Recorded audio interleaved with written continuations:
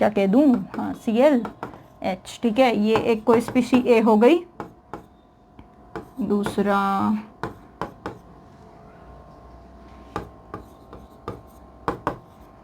ये एक कोई स्पीशी B हो गई,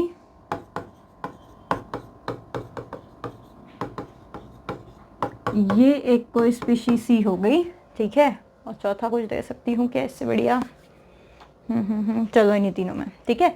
अब इनमें मुझे बताओ कि रेट ऑफ रिएक्शन का ऑर्डर क्या होगा, कौन सी क्या कहते हैं सबसे फास्ट, कौन सी स्पीशीज सबसे फास्ट SN1 रिएक्शन करेगी और कौन सबसे स्लो करेगी, ठीक है। इनमें क्या ऑर्डर होने वाला है हमारे रेट ऑफ रिएक्शन का, अगर मैं बात करूं कि क्या होगा तो बताओ फटाफट जरा, ये कैसा रेट ऑफ रिएक्शन हमारा होगा, ठीक है। सो वही बात हो गई, जो सबसे स्टेबल कार्बोकैटायन बनेगा वो सबसे स्टेबल क्या करेगा, सबसे फास्ट क्या करेगा, हमारी SN रिएक्शन को करेगा, ठीक है। सो देखो जरा यहाँ से बनाते हैं इनकी कार्बोकैटायन, ठीक है, बनाते हैं फटाफट इनका कार्बोकैटायन, ऊपर जाते हैं और इनके कटायन का फॉर्मेशन करते हैं। यहीं पे कर रही हूँ मैं फॉर्मेशन, क्या होगा देखो, यहाँ पर कुछ इस तरीके का कटायन फॉर्म हो जाएगा CH2, यहाँ पे Cl निकल जाएगा, पॉजिटिव बन जाएगा, ठीक है। B की अगर बात करूँ तो यहाँ पर बन जाएगा, यहाँ पर बन जाएगा CH3 CH पॉजिटिव कुछ इस तरीके से। यहाँ पर अगर बात करूँ तो बन जाएगा CH3 पॉजिटिव कुछ इस तरीके से। अगर आप यहाँ पे देखोगे तो यहाँ पर ये बन रहा है मेरा बेंजाइलिक, ठीक है। यहाँ पर मेरा सेकेंडरी भी बन रहा है, और बेंजाइलिक भी बन रहा है, और यहाँ पर मेरा बन रहा है टर्शरी। अगर इनकी स्टेबिलिटी का ऑर्डर देखूं तो इनमें से सबसे ज्यादा स्टेबल कौन है, तो देखो टर्शरी जो होता है वो बेंजाइलिक से ज्यादा स्टेबल होता है। Tertiary carbocation is more stable then benzylic carbocation, exceptional order था, +I और +H से स्टेबल होता है, जबकि ये सिर्फ मीजोमेरिक से स्टेबल, मतलब रेजोनेंस से स्टेबल है, ठीक है। तो थर्ड वाला यानी कि कौन है हमारा, C वाला, तो C वाला तो डेफिनेटली A से फास्ट होगा, बट व्हाट अबाउट B, तो B जो है मेरा बेंजाइलिक भी है और सेकेंडरी भी है, तो सेकेंडरी बेंजाइलिक ज्यादा यानी टर्शरी से भी ज्यादा स्टेबल होता है, तो सबसे फास्ट अगर कोई होगा तो वो होगा B। तो this will be the order of, actually यही है हमारा ऑर्डर किसका, दोनों चीजों का, एक तो स्टेबिलिटी का भी order, carbocation, stability of carbocation का भी ऑर्डर है, और रेट ऑफ SN1 रिएक्शन का भी, ROR का मतलब रेट ऑफ SN1 या रेट ऑफ रिएक्शन, कौन सी रिएक्शन, SN1 रिएक्शन, ठीक है। तो वही बात हो गई कि जो सबसे स्टेबल कार्बोकैटायन का फॉर्मेशन करेगा वो सबसे स्टेबल, वो सबसे फास्ट SN1 रिएक्शन करेगा, ठीक है। एक और एग्जाम्पल तुम चाहो तो मैं यहाँ पर ले सकती हूँ, देखो जरा ऊपर चलते हैं, ठीक है। एक और एग्जाम्पल की बात कर लेते हैं, मान लो एक ये हो गया हमारे पास Br, ठीक है, एक ये बन गया, दूसरा Br, ये B बन गया, ये A बन गया, ठीक है, और तीसरा ये एक बन गया C। अब आप बोलो, बताओ जरा कि ऑर्डर ऑफ SN1 रिएक्शन क्या होगा, कौन सबसे फास्ट SN1 रिएक्शन करेगा। तो अगेन इट्स वेरी इजी, ठीक है। क्या करोगे, ये वाले ग्रुप को हटा दो, यहाँ पर पॉजिटिव चार्ज लगा दो, ये वाले ग्रुप को हटाओ, पॉजिटिव चार्ज लगाओ, ये वाले ग्रुप को हटाओ, पॉजिटिव चार्ज लगाओ। आप स्टेबिलिटी का ऑर्डर देख लो, सबसे ज्यादा स्टेबल ये वाला कटायन कौन सा होता है, देखो जरा, ये डबल बॉन्ड का पड़ोसी कटायन है, इसका एक स्पेशल नाम है, अगर आपको याद हो तो, this is allylic carbocation. Double bond के ऊपर है, दिस इज विनाइलिक कार्बोकैटायन, पापी है ये कार्बोकैटायन पापी है, मैं बता दूं, डबल बॉन्डेड कार्बन पर पॉजिटिव चार्ज पाप है, ठीक है। सो बी वाला तो कतई बहुत बहुत गंदा कार्बोकैटायन ही नहीं बनेगा, ये वाला तो बहुत ही गंदा कार्बोकैटायन होता है, तो बी तो वर्स्ट होगा, बी तो होगा ही नहीं, रिएक्शन SN1 बी में नहीं होगा, मतलब बी वाली कंडीशन में कार्बोकैटायन बनना मुश्किल होता है, नहीं होगी रिएक्शन, ठीक है। अब इन दोनों में से सबसे फास्ट कौन करेगा, तो डेफिनेटली ए करेगा, फिर सी करेगा, फिर बी करेगा। This is the order of stability of carbocation as well as rate of SN1 reaction, ठीक है। SN1 रिएक्शन का भी रेट यही होगा और स्टेबिलिटी ऑफ कार्बोकैटायन का भी रेट यही होगा। यानी मैं ऐसा कह सकती हूँ कि जो स्टेबिलिटी का रेट है वही रेट ऑफ रिएक्शन है, यानी stability of carbocation is proportional to rate of SN1, ठीक है। फिर यानी मैं ये कह सकती हूँ कि जो लोग कार्बोकैटायन नहीं बना सकते, जो लोग अच्छा स्टेबल कैटायन नहीं बनाते, वो SN1 रिएक्शन भी नहीं करते। हाँ बिल्कुल, ये देखो दो स्पीशीज़ हैं, ठीक है। एक ये स्पीशी बेंजीन पर पॉजिटिव चार्ज और एक ये स्पीशी विनाइलिक कैटायन, ठीक है। विनाइलिक कैटायन और बेंजीन पर पॉजिटिव चार्ज, ये दोनों कार्बोकैटायन बहुत अनस्टेबल है, बहुत ही अनस्टेबल। ये बनाकर पाप करोगे, बहुत हाईली एंडोथर्मिक रिएक्शन होती है ये बनाने के लिए, ठीक है, बहुत अनस्टेबल है। तो इसीलिए ये वाले कार्बोकैटायन नहीं बनते। इसीलिए क्या होता है, ये वाले लोग, यानी अगर मैं यहाँ पर लगा दूं X, ठीक है, यहाँ पर हैलोजन लगा दूं, यहाँ पर हैलोजन लगा दूं, तो ये लोग क्या है, कार्बोकैटायन फॉर्म नहीं कर सकते। इसीलिए ये लोग SN1 रिएक्शन नहीं कर सकते, ठीक है। तो species like this they can not do कौन सी वाली reaction, SN1 reaction, because they form, क्या फॉर्म कर लेते हैं वो, अनस्टेबल कार्बोकैटायन। ये अनस्टेबल कार्बोकैटायन फॉर्म करते हैं, इसीलिए इस तरह की रिएक्शंस जो हैं, इस तरह के सबस्ट्रेट जो हैं वो SN1 रिएक्शन नहीं करते, ठीक है। आई होप समझ में आया होगा। इस तरीके से सबस्ट्रेट के नेचर पर हमारी SN1 रिएक्शन की रेट डिपेंड करती है, ठीक है। अब सबस्ट्रेट का तो समझ में आ गया मैम कि स्टेबल कैटायन बनेगा तो रिएक्शन हो जाएगी। मान लो कैटायन सब में सेम बन गया, ठीक है, मान लो कैटायन सब में सेम बन गया और लीविंग ग्रुप नाटक कर रहा है, तो अब लीविंग ग्रुप के ऊपर कैसे डिपेंड करेगा। तो जो हमारी सेकंड फैक्टर होती है, फटाफट हेडिंग डाल देते हैं उसको, factor number 2, nature of leaving group, ठीक है। ये कुछ समझ में नहीं आया मैम ये फैक्टर की इस पे कैसे डिपेंड करेगा। देखो एक एग्जांपल देती हूँ, ठीक है।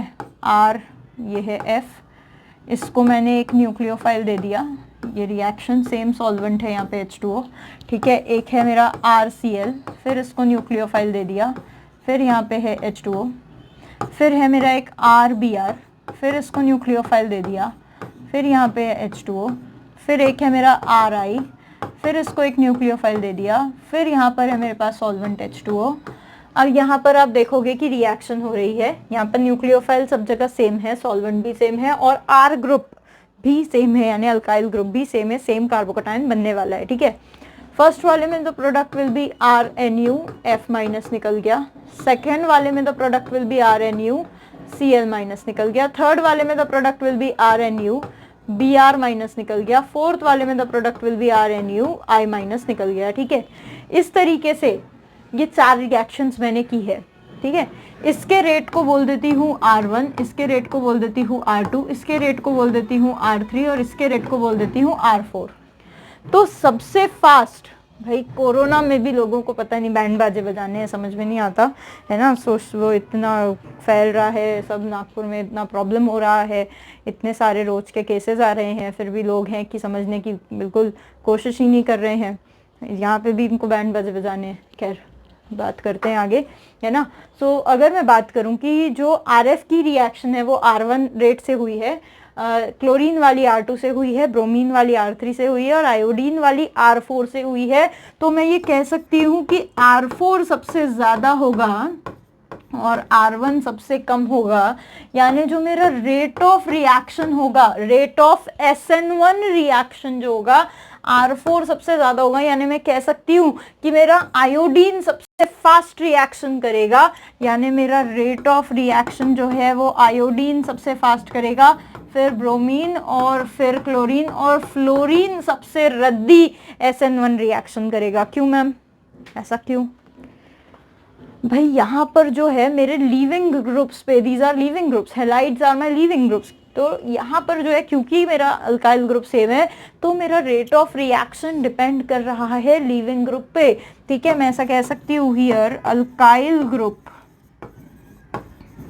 Is same, so rate of reaction depends on leaving group, ठीक है। रेट ऑफ रिएक्शन डिपेंड करता है किस बात पर डिपेंड करता है ब्रो, लिविंग ग्रुप पे डिपेंड करता है, लिविंग ग्रुप। सो छोटा कर दें इसको, सो हायर द स्टेबिलिटी, जितना ज्यादा स्टेबल होगा of negative charge on leaving group, ठीक है ना। नेगेटिव चार्ज लिविंग ग्रुप पे जितना ज्यादा स्टेबल होगा हमारा हायर विल बी द क्या, higher will be the tendency, उतना ही ज्यादा टेंडेंसी होगा of leaving group, leaving group का उतना ही ज्यादा टेंडेंसी होगा किस चीज का, टू लीव, भागने का, बाहर भागने का टेंडेंसी उतना ही ज्यादा होगा। So higher will be the rate of reaction, higher will be the rate of SN1 reaction, यानी मैं ऐसा कह सकती हूँ कि टेंडेंसी ऑफ लिविंग ग्रुप जितनी ज़्यादा होगी रेट ऑफ SN1 रिएक्शन उतना ही ज़्यादा होगा। यानी मैं ऊपर वाले एग्जाम्पल को रेफरेंस लेकर ये कह सकती हूँ कि ऊपर tendency of leaving group halogens की जो है वो I- की सबसे ज़्यादा है, फिर Br- की है, फिर Cl- की है और F- की सबसे कम है निकलने की टेंडेंसी। तो मैम आप ये टेंडेंसी देख कैसे रहे हो? तो भाई मेरे को एक बात बताओ, जब वो निकला तो वो अपने सर पे नेगेटिव आया, नेगेटिव चार्ज लेकर निकला, ठीक है। तो वो तभी निकलेगा, उसी कंडीशन पे निकलेगा जब उसके ऊपर नेगेटिव चार्ज स्टेबल होगा। अगर उसके ऊपर नेगेटिव चार्ज स्टेबल नहीं है तो वो कतई नहीं निकलने वाला। यानी मैं ऐसा कह सकती हूँ कि सबसे ज़्यादा स्टेबल नेगेटिव चार्ज आयोडीन पे है और सबसे घटिया वो फ्लोरीन पे है। क्या मैम, क्या बात करते हो आप? आपने ही हमको ये समझाया है आज तक जिंदगी में कि नेगेटिव चार्ज ज़्यादा इलेक्ट्रोनेगेटिव एटम पे स्टेबल होता है। हाँ बिल्कुल मैंने समझाया है, ठीक है, बिल्कुल मैंने समझाया है, पर वो मैं तब देखती हूँ, सुन लो अब ये प्रोटिप है, मैं नेगेटिव चार्ज को इलेक्ट्रोनेगेटिविटी से तब जोड़ती हूँ जब मैं अलोंग द पीरियड चलती हूँ। जब मैं अलोंग द पीरियड चलती हूँ तो मैं नेगेटिव चार्ज की स्टेबिलिटी को इलेक्ट्रोनेगेटिविटी से जोड़ती हूँ। पर जब मैं ग्रुप वाइज चलती हूँ, जब मैं डाउन द ग्रुप चलती हूँ तो मैं उसको साइज से जोड़ती हूँ, ठीक है। अब मैं आपको ये कह दूंगी कि भाई F- छोटा है, सेकेंड पीरियड एलिमेंट है, 1 BHK का घर है, मेहमान आएंगे झेल नहीं पाएगा। आयोडीन के पास बड़ा घर है, पेंट हाउस है, रो हाउस है, बंगलो है, उसके पास मेहमान भी आ गए तो भी वो झेल लेगा। यानी यहाँ पर नेगेटिव चार्ज, यहाँ पर इलेक्ट्रॉनिक रिपल्शन F के अंदर बहुत ज़्यादा होगा, जबकि I- के अंदर इलेक्ट्रॉनिक रिपल्शन कम होगा, ठीक है। सो मैं ऐसा कह सकती हूँ कि due to large size negative charge is more stable on iodine as compared to on fluorine. So we can say that iodine is a better leaving group and fluorine is a बेकार leaving group, ठीक है। सो fluorine मजे से leave नहीं करेगा, iodine मजे से leave करेगा, पट से लीव कर जाएगा, will form a carbocation and बराबर रिएक्शन हो जाएगी, कौन सी? SN1, ठीक है। सो मैं ऐसा कह सकती हूँ कि बेटर लीविंग ग्रुप अगर होता है तो SN1 रिएक्शन फास्ट होती है, ठीक है। मैम कुछ अच्छे एग्जाम्पल कराओ मैम लीविंग ग्रुप के, मज़ा नहीं आया, समझ नहीं आया। चलो ठीक है, बात करते हैं, बताते हैं आपको, एग्जाम्पल लेते हैं, ठीक है, कि which one is the better leaving group. Example से पहले एक चीज़ और बताती हूँ, देखो एक चीज़ से और रिलेट करती हूँ ये लीविंग ग्रुप की टेंडेंसी को, लीविंग ग्रुप की टेंडेंसी को रिलेट करती हूँ एसिडिक स्ट्रेंथ से, ठीक है। ऐसा कहा जाता है कि वीक बेसिस, जो वीक बेसिस होते हैं, ठीक है, वो अरे भाई, वीक बेसिस जो होते हैं वो बेटर लीविंग ग्रुप्स होते हैं। क्या बोला मैंने? वीक बेसिस जो होते हैं वो बेटर लीविंग ग्रुप्स होते हैं, ठीक है। तो इसका मतलब I माइनस वीक बेस है मैम। हाँ बिल्कुल वीक बेस है, वीक बेस है, यानी I माइनस अपनी लोन पेयर अच्छे से नहीं दे पाएगा, बिल्कुल नहीं दे पाएगा। क्यों देगा? बड़ा घर है उसका, वो अपने बड़ा साइज है, एटॉमिक साइज, वो अपने लोन पेयर को बहुत आराम से अपने अंदर रख सकता है, वो उसको देने की जरूरत ही नहीं है। F माइनस बेचारा वैसे ही छोटा सा है, छटपटा रहा है, वो फट से कोशिश करेगा कि झट से किसी को दे दे। सो F minus is a stronger base, poor leaving group. I minus is a weak base, खराब बेस, लल्लू बेस अच्छा लिविंग ग्रुप। अच्छा, लल्लू बेस आप इसकी एसिडिक स्ट्रेंथ से भी निकाल सकते हो। अगर आपको एसिडिक स्ट्रेंथ का पता हो, तो एसिडिक स्ट्रेंथ का अगर पता हो तो HI सबसे अच्छा हाइड्रा एसिड होता है HBr, HCl और HF में से, ठीक है। हाइड्रा एसिड की टेंडेंसी है, HI सबसे अच्छा एसिड होता है। अगर आपको ये हाइड्रा एसिड्स की एसिडिक स्ट्रेंथ कैसे निकालते हैं ये पता नहीं है, so go and watch my video acid base theory type करें, FIM adventure TS ma'am acid base theory, आपको मेरा वीडियो रीडायरेक्ट हो जाएगा, ठीक है। आप वहाँ पर पढ़ें कि हाइड्रा एसिड की एसिडिक स्ट्रेंथ कैसे देखते हैं। सो HI सबसे अच्छा एसिड है। अच्छा, एक ये भी चीज़ आप लोगों ने पढ़ी होगी कि भाई जो अच्छे एसिड्स होते हैं वो घटिया कॉन्जुगेट बेस देते हैं। आयनिक इक्विलिब्रियम पता होना चाहिए आप लोगों को, ठीक है। जो अच्छे एसिड्स होते हैं वो घटिया कॉन्जुगेट बेसिस बनाते हैं। सो मैं यहाँ पर अगर इनके कॉन्जुगेट बेसिस बना दूं, मेरे ख्याल से थोड़ा मोटा करना चाहिए मुझे इसको, है ना। अगर मैं यहाँ पर इनके कॉन्जुगेट बेसिस बना दूं तो इनके कॉन्जुगेट बेसिस कुछ ऐसे बनेंगे। इसका कॉन्जुगेट बेस I माइनस बनेगा, इसका कॉन्जुगेट बेस Br माइनस, इसका Cl माइनस और इसका F माइनस, ये बनेंगे हमारे कॉन्जुगेट बेसिस। और स्ट्रॉन्गर एसिड्स, ठीक है, will give you the weak conjugate base. तो ये स्ट्रॉन्ग एसिड है तो इसका कॉन्जुगेट बेस क्या होगा? लल्लू। और ये वीक एसिड है तो इसका कॉन्जुगेट बेस क्या होगा? स्ट्रॉन्ग। सो ये लो, this will be the order of basic strength. ये हो जाएगा हमारा ऑर्डर किसका? बेसिक स्ट्रेंथ का। और मैंने क्या कहा है तुम्हें? मैंने ये कहा है कि जो वीक बेस होगा वो एक अच्छा लिविंग ग्रुप होगा, ठीक है। तो अगर ये बेसिक स्ट्रेंथ का ऑर्डर हुआ है तो ये हो जाएगा मेरा स्ट्रॉन्ग बेस। स्ट्रॉन्ग बेस का मतलब लल्लू लिविंग ग्रुप, ठीक है। जबकि ये हो जाएगा मेरा वीक बेस। वीक बेस का मतलब अच्छा लिविंग ग्रुप, ठीक है। ये समझ में आना चाहिए, वीक बेस अच्छा लिविंग ग्रुप, और क्या बोला? Stronger base Lallu leaving group, ठीक है। इसीलिए मेरा I माइनस जो है वो एक अच्छा लिविंग ग्रुप बन गया, और वो एक अच्छा लिविंग ग्रुप बन गया इसीलिए ऊपर वो फटाफट लीव कर गया, और फटाफट लीव कर गया तो इसीलिए मेरा R4 यानी फोर्थ रिएक्शन सबसे फास्ट हो गया, और फर्स्ट रिएक्शन सबसे लल्लू हो गया, सबसे स्लो हो गया, ठीक है। सो ये थी कहानी कि जैसे हमारा लिविंग ग्रुप जो है वो कैसे, लिविंग ग्रुप पर जो है कैसे चीज़ें डिपेंड करती है। अगर बहुत क्लियर नहीं हुआ है तो वैसे मैं 2-3-4 एग्जाम्पल यहाँ पे लेना चाह रही हूँ, ठीक है। ले लेती हूँ, देखो फटाफट। जैसे मान लो कि भाई what will be the rate of reaction, क्या होगा rate of reaction, order of rate of reaction, ठीक है। अगर मेरे पास एक जगह पर अल्काइल ग्रुप है, यहाँ पर OH लगा हुआ है, एक जगह पर अल्काइल ग्रुप है, किसको लगा दूँ? तो यहाँ पे एक काम करो, यहाँ पे आप लगा दो NH2 को लगा दो, ठीक है।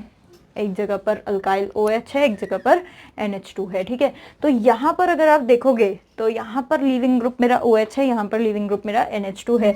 तो ये जो लिविंग ग्रुप के आयंस बनाएगा, ये बनाएगा OH माइनस, ये बनाएगा NH2, ठीक है। तो आप क्या कर सकते हो, क्या हो रहा है यहाँ पर, आप क्या कर सकते हो, NH2 माइनस और OH माइनस में से आप देख लो कि वीक बेस कौन सा है ना। वीक बेस कौन सा है, तो वीक बेस यानी कि अपना लोन पेयर उसके देने की इच्छा नहीं होगी, लोन पेयर देने की इच्छा नहीं होगी। अब देखो हम कैसे चल रहे हैं, हम अलोंग द पीरियड चल रहे हैं, ठीक है। अलोंग द पीरियड जब हम चलते हैं तो हम इलेक्ट्रोनेगेटिविटी देखते हैं, इलेक्ट्रोनेगेटिविटी देखते हैं यानी जो ज़्यादा इलेक्ट्रोनेगेटिव, जो ज़्यादा मोर इलेक्ट्रोनेगेटिव तो मोर स्टेबल चार्ज, वो ज़्यादा स्टेबल चार्ज होगा उसके ऊपर। सो अगर मैं स्टेबिलिटी की बात करूं, ठीक है, अगर मैं स्टेबिलिटी ऑफ नेगेटिव चार्ज की बात करूं तो भाई साहब स्टेबिलिटी ऑफ नेगेटिव चार्ज तो OH माइनस में ज़्यादा होगी, किससे, NH2 से, क्योंकि ऑक्सीजन इज मोर इलेक्ट्रोनेगेटिव। तो स्टेबिलिटी अगर OH माइनस में ज़्यादा है तो देने की टेंडेंसी किस में ज़्यादा होगी, अपना इलेक्ट्रॉन देना कौन चाहेगा, ठीक है, देना चाहेगा कौन, NH2, ठीक है, NH2 देना चाहेगा, यानी वो ज़्यादा स्टेबल नहीं निकल पाएगा, कौन, NH2, ज़्यादा स्टेबल निकल जाएगा कौन, OH माइनस, क्यों, क्योंकि उसके ऊपर नेगेटिव चार्ज की स्टेबिलिटी ज़्यादा है। तो बेटर लीविंग ग्रुप क्या हो जाएगा, अगर मैं लीविंग ग्रुप की टेंडेंसी की बात करूं, निकलने की टेंडेंसी की बात करूं, तो लीविंग ग्रुप की टेंडेंसी किसकी ज़्यादा होगी, OH माइनस की, NH2 से ज़्यादा होगी लीविंग ग्रुप की टेंडेंसी, क्योंकि OH माइनस निकलकर ज़्यादा स्टेबल होगा, तो रेट ऑफ रिएक्शन इसका ज़्यादा होगा क्योंकि OH माइनस निकलकर ज़्यादा स्टेबल होगा। ये एक अप्रोच हो गया देखने का। दूसरा आप देख सकते हो बेसिक स्ट्रेंथ से भी, ठीक है, या एसिडिक स्ट्रेंथ से भी, इनको H प्लस दे दो, OH माइनस को H प्लस दोगे तो बन जाएगा H2O, इसको H प्लस दोगे तो बन जाएगा NH3। दोनों में से अच्छा एसिड कौन सा है, तो definitely this is the order of acidic strength, this is the order of acidic strength. ये अच्छा एसिड है तो इसका जो बेस बनेगा और इसका जो बेस बनेगा, जो अच्छा एसिड होता है उसका बेस कैसा होता है, वीक बेस होता है। वीक बेस का मतलब क्या होता है, वीक बेस का मतलब अच्छा लीविंग ग्रुप, तो this is very good leaving group, ये एक अच्छा गुड लीविंग ग्रुप है। लीविंग टेंडेंसी OH माइनस की ज्यादा है, किससे, NH2 से, तो definitely alkyl group having OH with as a leaving group will do the reaction faster as compare to alkyl group with amine leaving group, ठीक है ना। It will, this reaction will be the slower one and this will be the faster one. So ये एक चीज हो गई। ऐसे ही आप और भी ले सकते हो। देखो अब एक बहुत टिपिकल सा लिविंग ग्रुप बताती हूँ तुम्हें, जैसे ये है, ठीक है, बेंजीन है, बेंजीन पर मान लो ये मेरा लिविंग ग्रुप है, ठीक है, ये मेरे अल्काइल को जुड़ा हुआ है और ये है एक मेरा लिविंग ग्रुप।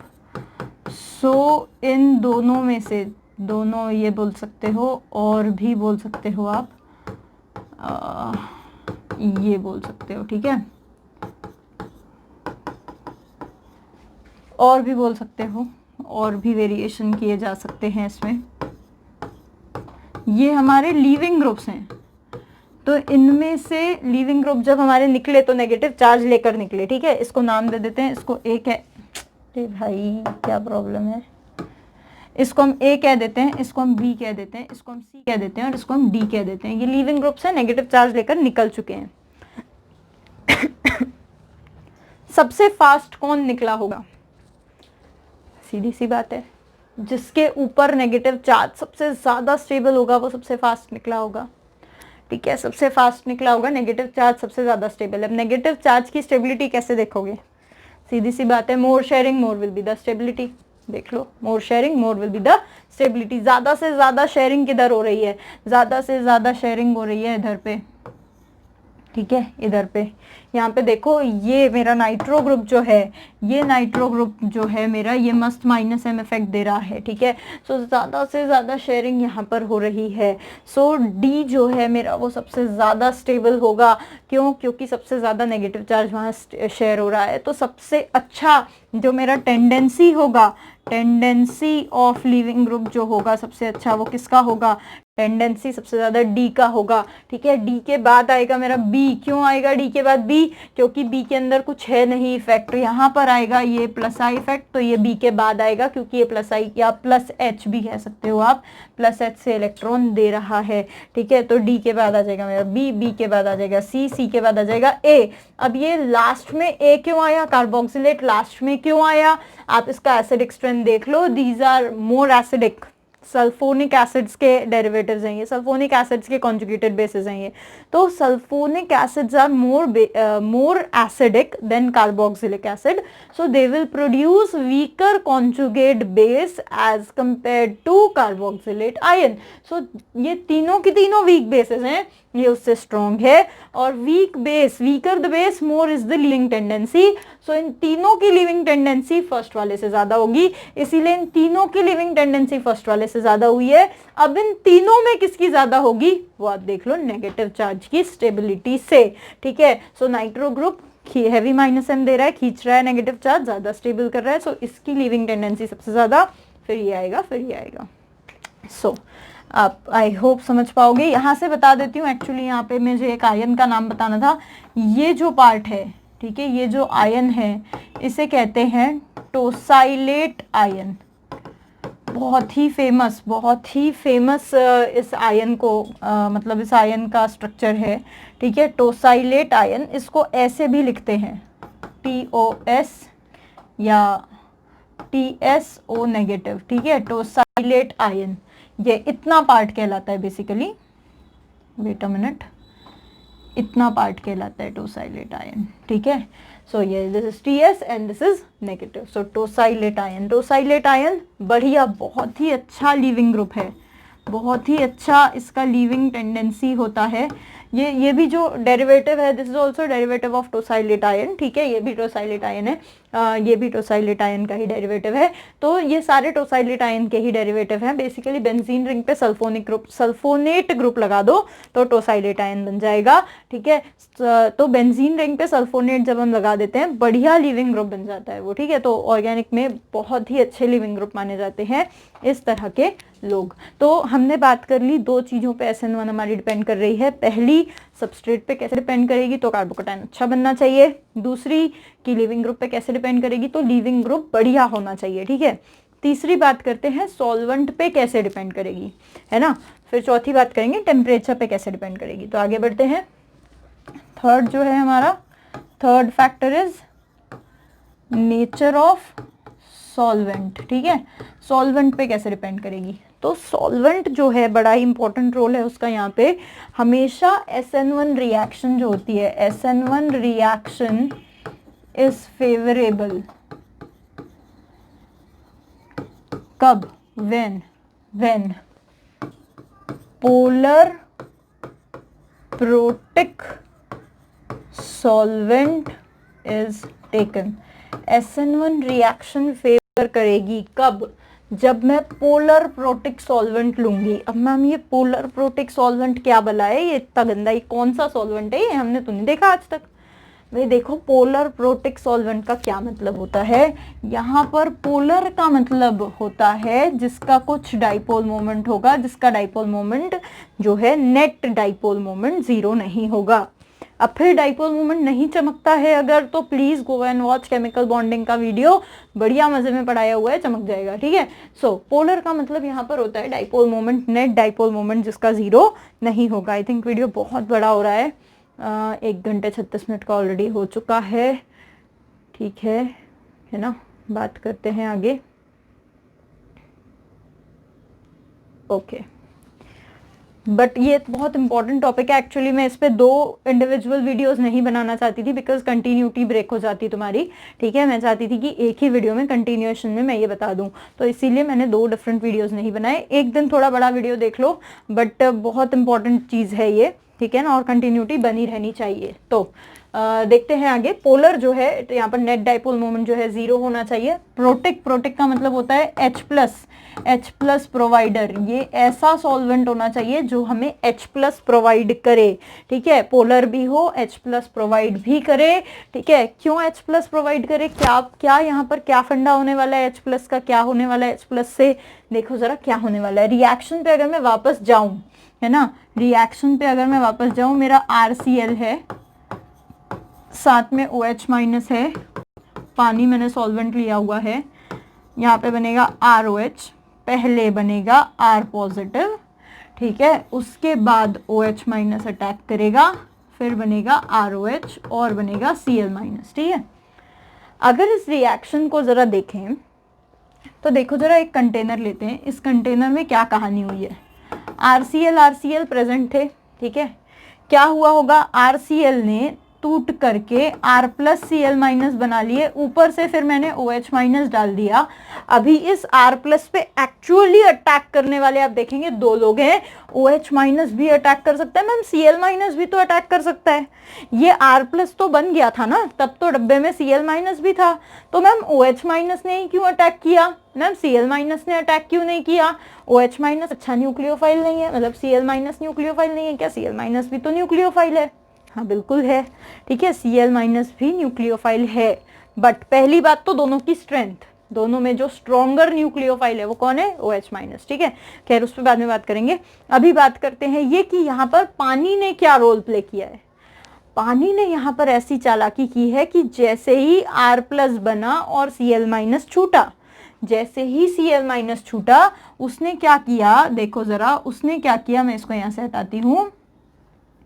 पानी ने क्या किया, Cl माइनस को पूरा घेर लिया, ठीक है। Cl माइनस को पानी ने पूरा घेर लिया इस तरीके से। पानी के पास देखो, पानी के पास डेल्टा पॉजिटिव था ना, H के पास डेल्टा पॉजिटिव था, पोलर था ना, वो पोलर प्रोटिक, इसलिए तो कह रहे हैं पोलर प्रोटिक।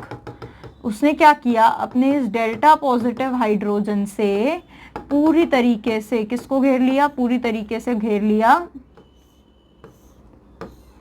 Cl माइनस को। इस फिनोमेना को हम हाइड्रेशन कहते हैं, ठीक है। हाइड्रेशन फिर से बताया हुआ है केमिकल बॉन्डिंग में, ठीक है। हाइड्रेशन, इस तरीके से हाइड्रोजन के थ्रू इसको पूरी तरीके से घेर लिया, किसने, पानी ने, और Cl माइनस को ट्रैप कर लिया अपने जाल में। जब Cl माइनस को इसने ट्रैप कर लिया तो Cl माइनस बेचारा केपेबल ही नहीं हो पाया, जल्दी से वो निकल नहीं पाया वहां से, केपेबल नहीं हो पाया कि वो जल्दी से जाके R पॉजिटिव को अपना लोन पेयर दे दे। इस बात का फायदा उठा लिया इस OH माइनस ने, और जहां Cl माइनस फंसा हुआ था पानी के जंजाल में, वहां OH माइनस गया, उसने अपनी लोन पेयर दी और डाई प्रोडक्ट जो है हमारा एकदम फटाफट प्रोडक्ट जो है फॉर्म कर लिया, अल्कोहल, ठीक है। यानी यहाँ पर बेसिकली पानी ने क्या किया, हाइड्रेशन किया, किसका, Cl माइनस का हाइड्रेशन किया, ठीक है। हाइड्रेशन किया, एनर्जी इसमें लिबरेट भी होती है, काफ़ी एनर्जी लिबरेट होती है, तब जा करके हमारा प्रोडक्ट फॉर्मेशन होता है।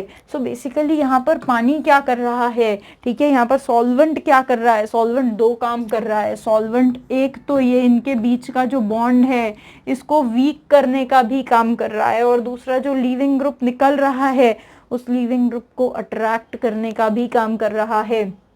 तो ये अट्रैक्शन वाला, घेरने वाला काम कौन कर सकता है, वो सिर्फ ऐसा सॉल्वेंट कर सकता है जो कि प्रोटॉन देने वाला, H प्लस देने वाला हो, ठीक है। और दूसरा, इसको वीक करने का काम कौन कर सकता है, ऐसा सॉल्वेंट जो कि पोलर हो, ठीक है ना, जिसका डाई इलेक्ट्रिक कांस्टेंट ज्यादा हो। अब ये डाइलेक्ट्रिक कांस्टेंट क्या चीज होती है, डाइलेक्ट्रिक कांस्टेंट एक ऐसी स्ट्रेंथ होती है सॉल्वेंट की जो इस बॉन्ड को वीक करने में मदद करती है, ठीक है। सो मैं ऐसा कह सकती हूँ कि भाई सॉल्वेंट्स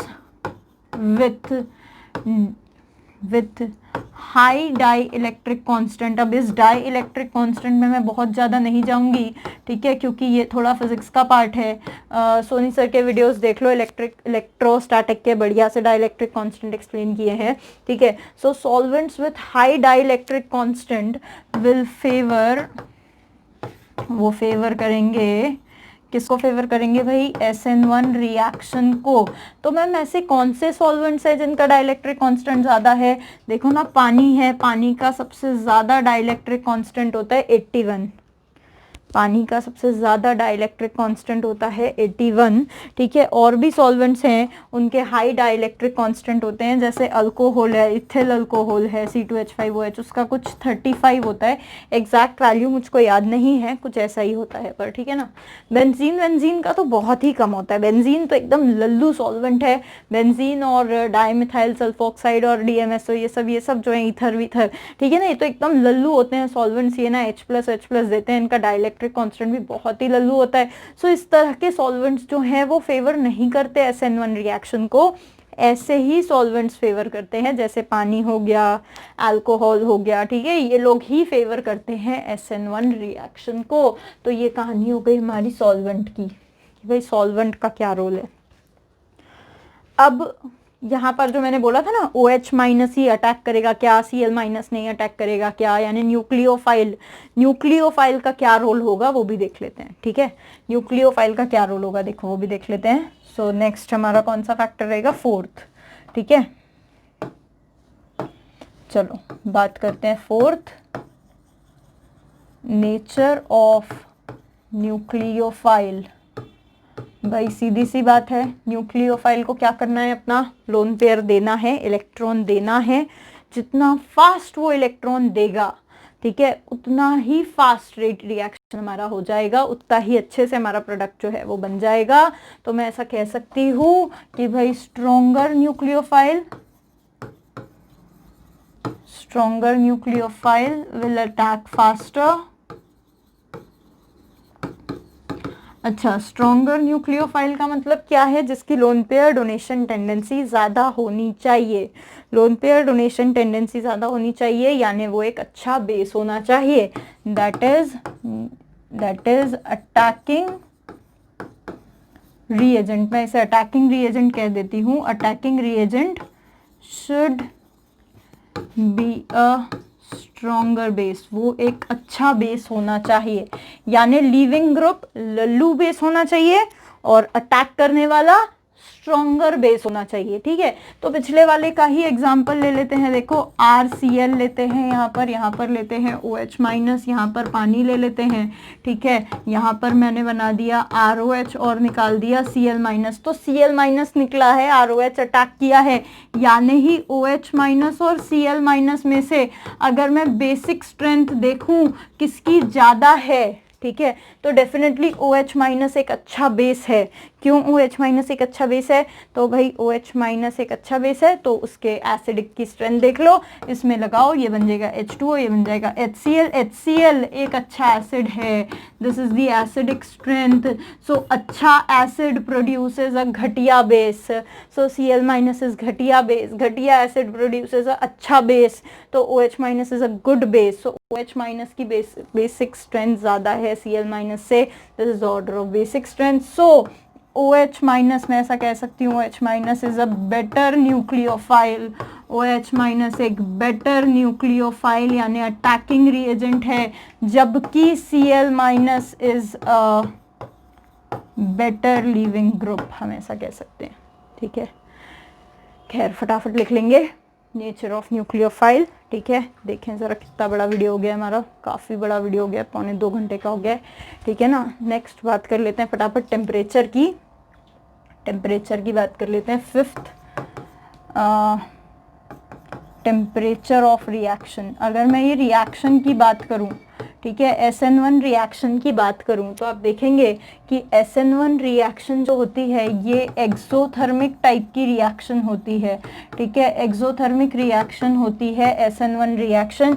सो इसीलिए लो टेम्परेचर, आप लोगों ने ली चैटलियर अगर पढ़ा हो, ली चैटलियर अगर आपको पता हो, तो आपको ये पता होना चाहिए कि हमेशा लो, ऐसी रिएक्शन जो कि एक्सोथर्मिक होती है वो फेवर करती है कब, लो टेम्परेचर पर। ठीक है, अगर मैं इसका एनर्जी प्रोफाइल डायग्राम बनाऊं SN1 रिएक्शन का, ऐसे नहीं बनाएंगे, थोड़ा स्टाइल से बनाते हैं, देखो ऐसे बनाते हैं। ठीक है, अगर मैं इसका एनर्जी प्रोफाइल डायग्राम बनाऊं तो इसका एनर्जी प्रोफाइल डायग्राम कुछ ऐसा बनता है।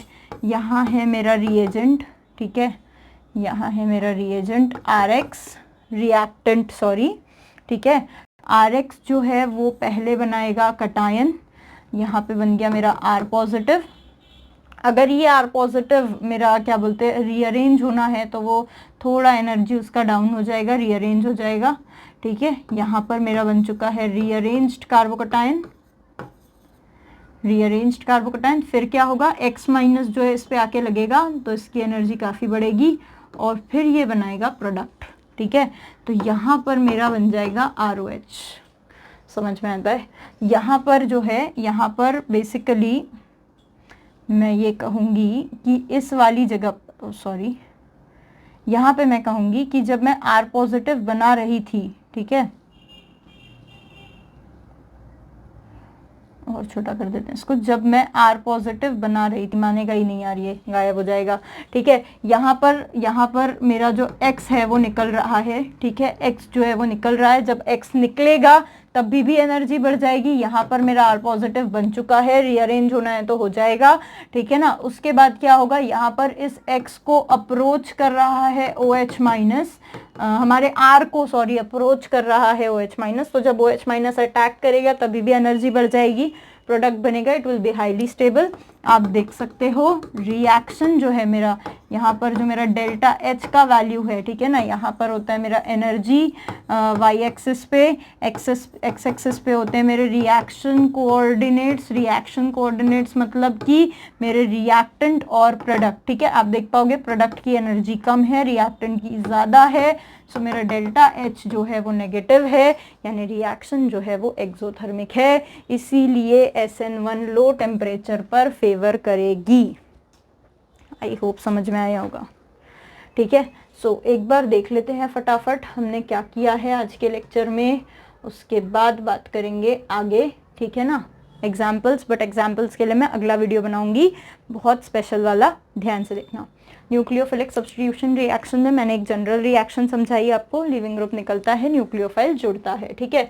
उसके बाद कई तरह की न्यूक्लियोफिलिक रिएक्शन होती है, SN1, 2, I और AR, जिसमें मैंने आज बताया आपको nucleophilic substitution of first order, यानी कि यूनिमोलिक्यूलर वाला, ठीक है। उसमें मैंने आपको बताया कि वो 2 स्टेप में होती है, पहले में फॉर्मेशन और रीअरेंजमेंट होता है कार्बोकैटायन का, जो कि रेट डिटरमाइनिंग यानी स्लोएस्ट स्टेप होती है।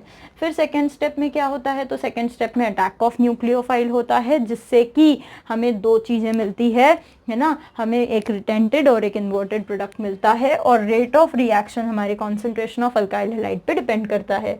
अगर हमारे पास चिराइल कार्बन है, ठीक है, चिराइल कार्बन है, तो हमें DL प्रोडक्ट मिलेगा, रेसिमाइजेशन होगा पर इन्वर्जन ज़्यादा होगा, रिटेंशन कम होगा, ठीक है। उसके बाद मैंने कुछ एग्जांपल्स आपको यहाँ कराए थे, फिर मैंने आपको बताया कि कौन कौन से फैक्टर्स पर SN1 डिपेंड करती है। तो कार्बोकैटायन सबस्ट्रेट पर डिपेंड करती है, कार्बोकैटायन अच्छा बनेगा तो SN1 अच्छा होगा, ठीक है। न्यूक्लियोफाइल लिविंग ग्रुप अच्छा होगा तो SN1 अच्छा होगा, पोलर प्रोटिक सॉल्वेंट होगा तो SN1 अच्छा होगा, और दूसरी चीज़ टेम्परेचर कम होगा तो SN1 अच्छा होगा, ठीक है।